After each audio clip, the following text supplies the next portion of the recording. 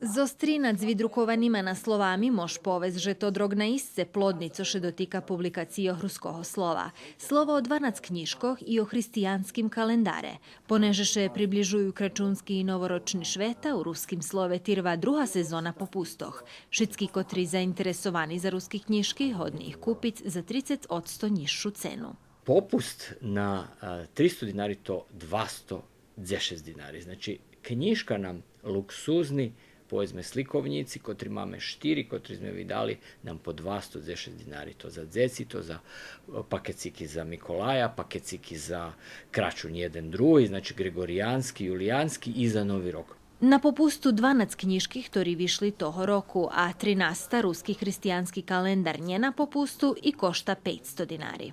Tohoročni kalendar, jak naša najčitanša i najpopularnejša ročna knjižka, vyšla u znaku vecej juvilejoch. Nasamprед treba povesti, že to juvilej samej publikaciji, 100 ročnica od vychodzenia prvšого ruskого kalendara, ktorý vyšlo davno od 1921 roku i kotru ročnicu označujeme ekskluzivno s reprint vydanjem toho kalendara za 21. roku.